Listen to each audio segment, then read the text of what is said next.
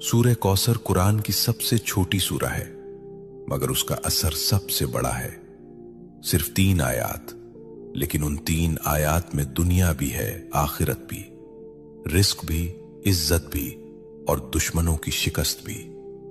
अल्लाह फरमाता है, इन्ना आतैना कल कौसर, हमने तुम्हें कौसर अता किया। ये सिर्फ नबी करीम सल्लल्लाहु अलैहि वसल्लम से खिताब नहीं, ये उम्मत के लिए पैगाम है। ये ऐलान है कि देने वाला अल्लाह है, और जब अल्लाह देता है तो गिनती खत्म हो जाती है।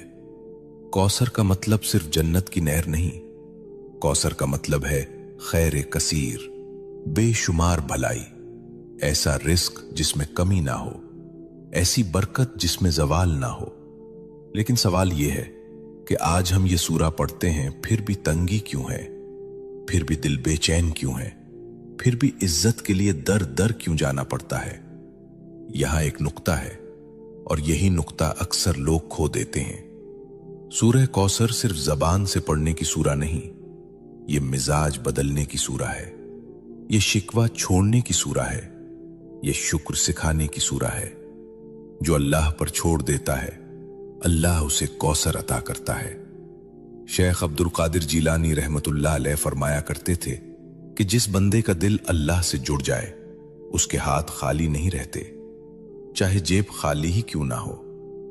सुनो, रिस्क सिर्फ पैसा नहीं, सुकून भी रिस्क है, सेहत भी रिस्क है, औलाद की नेकी भी रिस्क है, और इज्जत से जीना यह भी रिस्क है।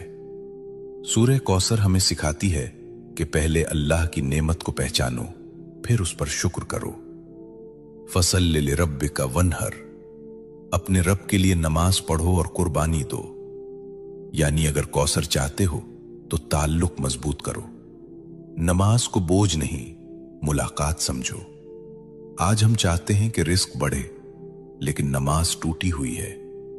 हम चाहते हैं कि बरकत आए, लेकिन शुक्र गायब है। यह सूरा हमें झुंझोड़ती है कि दुश्मनों से मत डरो, नजर वालों से मत घबराओ, हसद करने वालों को अल्लाह खुद काफी है।